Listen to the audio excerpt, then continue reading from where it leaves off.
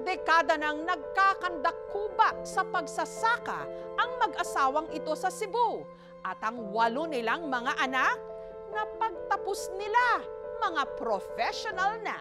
Sa malawak na kabukirang ito sa San Remigio sa Cebu, may mag-asawang nagtanim ng pangarap. Nga akong mga anak, dili ko gusto nga mapareho sa amo nga kalisod. Kay akong nakita, luoy jud kaayo. At makalipas ang dekadang pagtsatsaga, ito'y nagbunga. 2 pulis, teacher, architect, technician, OFW sa Canada, at seaman. Nagpapasalamat talaga ako sa mama at papa ko kasi grabe yung sakripisyo nila. Kahit mahirap abutin yung mga pangarap namin, sinuportaan pa rin po nila kami. Sa panahong ipinagmamalaki ng ilan ang luho at yaman na questionable pala ang pinanggalingan, tunghayan ang kwento ng mag-asawang ito na patunay na marami pa rin tayong mga kababayan na kaya pa rin magtagumpay ng marangal.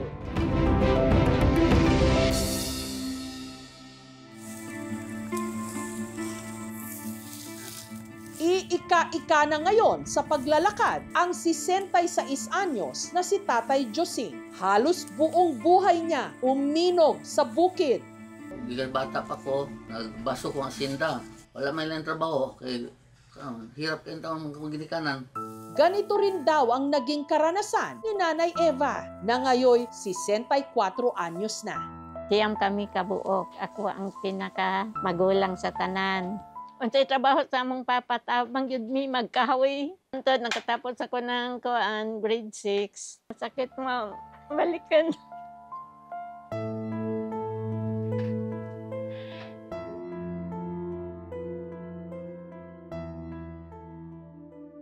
Dahil sa hirap ng buhay, hindi nakapagtapos ng pag-aaral sina Tatay Josing at Nanay Eva. Mauwa man tayo, mag-istag tao niya, otay grado, otay kabaho, siway English. Tagalog, wapot Tagalog, masaya. Gikang grade 1 pa lang, ma'am. Di wa dyan ko kata akong first, second. Ganahan dyan ko, ma'am. Sultin ako, ma'am, makatapos lang ko ng magmaestra lang ko. Kung wala mang trabaho akong mama, ako na lang ni trabaho, abag sa akong papa. Pag na ako'y trabahanin ko, ma'am, mag-night school lang ko. Di po ko niya tugtan. Kaya ang pangarap ni Nanay Eva na maging teacher, isinantabi niya. Pero di siya kay bawat mama unsa akong gibuhat. Diyagog ko magpaibaw ka na sakitan man po akong mama. Nung bumuo ng sariling pamilya, ipinangako ni na tatay at nanay sa isa't isa na gaano man kahirap, pilit nilang igagapang ang pag-aaral ng kanilang 8 mga anak. Buntag, nagtrabaho ko sa Masyawan. Kahapon, manahi ko na tailoring. Kauna, pag nagtrabaho ko, magbuhi ko na sa baboy, pag nakikita. Magpa-eskwela ko anak, aron bawi-bawian mo ko ba kalisod. Mga gimig sakto. Bati man ang makakwarta ta atong linimbungan. Kaliwat kanan man ang kanilang mga naging utang, pinilit nilang pagtapusin muna ng high school ang lahat ng kanilang mga anak. Sana nawala na mo, nahawrat naghalin among baka, kabaw, hasta among paninda. Bahalag wala na ko'y paninda, nga makahuman sila. Ang magkakapatid, nag-shifting sa pag-aaral sa kolehiyo, salit-salitan. Ang pangalawang bata, gipauna na mo eskwela. Then ang panganay, pagka sunod tuig na, kaning ikatulo na mong anak, ni-stop gini siyang mga 3 ka tuig ng kontraksyon isa, nag-ipon-ipon po din taon. Na ang gusto niya kay architect. Grateful po ako Kaya minabuti ko talaga na makapagtapos para din yung mga kapatid ko may kinabukasan din kasi sila. Yung pag-tuition namin, binayad. Puro utang pang allowance namin, pagbili ng libro. Nag-janitor ako habang nag-school kasi yung trabaho ko, umaga, pag sa gabi naman, doon na ako nag-aaral. Kahit mahirap abutin yung mga pangarap namin, sinuportaan pa rin po nila kami. Kaya sabi ni Mama, tulong-tulong tayo, walang iwanan. At dahil marami pa ring gastusin sa kolehiyo, mas lalo pang hinigpitan ng mag-asawa ang kanilang sinturon habang nag-aaral ang kanilang mga anak. Ang araw-araw daw nilang kinain. Ito'y gamuti, isaksak. kamuting kahoy. Para nga Dagan-dagan. mudagan-dagan ang bugas, di mahurot og dali. Halos naabot og mga tuloon katuig. Bisan pobre mi. Ya. Magtinarong gyud ko no katong sa gastuson basin magbuhat na lang ko ng dautan. Tinarong gyud mi. Hanggang sa lahat ng kanilang mga sakripisyo, nagbunga. Ang panganay nilang anak na si Jovelita, isa na ngayong registered nurse, habang sina George at Rex, mga pulis. Architect naman ang pangatlong anak na si Jimbo, si Diosdado Jr., technician, seaman si Ray, habang OFW sa Canada, si Irene, at ang bunso na si Christine, isinakatuparan ang pangarap ng kanilang ina na maging guro. Uban lagi sa among mga silingan. Yun sa ko na eskwela walo nga nakahuman. Nagtrabaho sa insakto, nangita rag kwartang insakto. Happy ra gyud ko. Halag na yung mga sakit nga ng agi. Nakahuman sila, nga makabuhit na sila pamilya nga wa gyud mapareha sa akong kaagi. Hindi man daw sila mayaman, pero ito ang pinaka-iniingatan nilang yaman, ang graduation pictures ng 8 nilang mga anak. Sobrang yung proud, ma'am. Kaya ampo sa gidna na ako, o gipangayo gidna na ako sa gidnong o. Lord, ama na gid ko Senyor San Vicente, itatag gud akong mga anak dinhing dapita sa imong libro. Itali gud nga silang tanan gud makahuman gud sila. Gayunman, may pangarap pa si Nanay Eva na hindi niya makalimutan. Sige lang kung damgo nga nag-eskwela ko. Ang nasa gyud akong panahon na gusto pa gyud kong eskwela. Pero mahina nang utok na ako.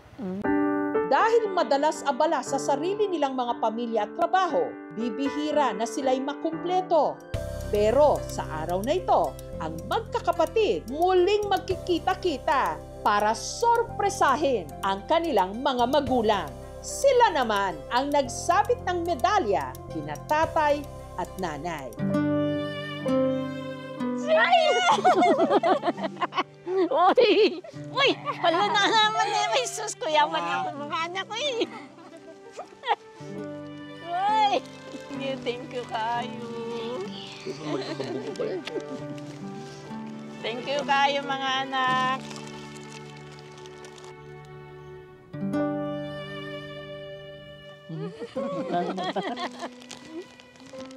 Thank you kayo mga anak. Nakita na ako nga nag-uniform mo sa inyo mga kurso. Thank you.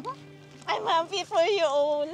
Salamat kayo, nagtaro mo pag-eskwela. Kaya natuman ng imong mga pangandoy. Kami siya, dili na problema ang kauman na mo. At hindi nagtatapos dyan ang sorpresa. Si Nanay Eva kasi binigyan ng scholarship para sa wakas maipagpatuloy ang naudlot niyang pangarap na makapagtapos. Nagdala ko og enrollment form. Wow. Niya. Kung gusto kang mag-eskwela, i-enroll ti ka sa ALS. Sa ALS, walay gipili nga edad. So, bisan pa og tigulang na, unya, ganahan pa kang mag-ipadayon ng imong mga pangandoy. So, ang ALS anda mo hatag sa imuha. Magpa-enroll na ko. Mura, na-automatic man ang akong gusto.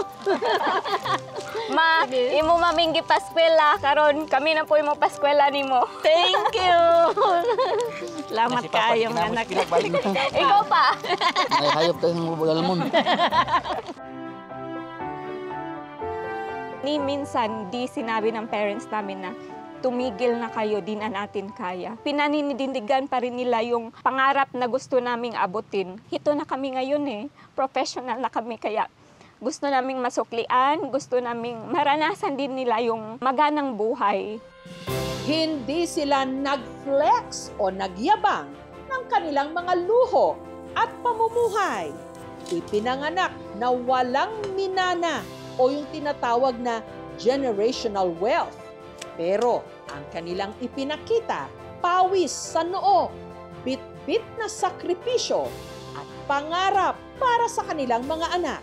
Sa dulo, hindi kayamanan ang sukatan ng tagumpay. Kundi ang kakayahang itawid ang pamilya sa kabila ng lahat at magtagumpay ng tapat at patas.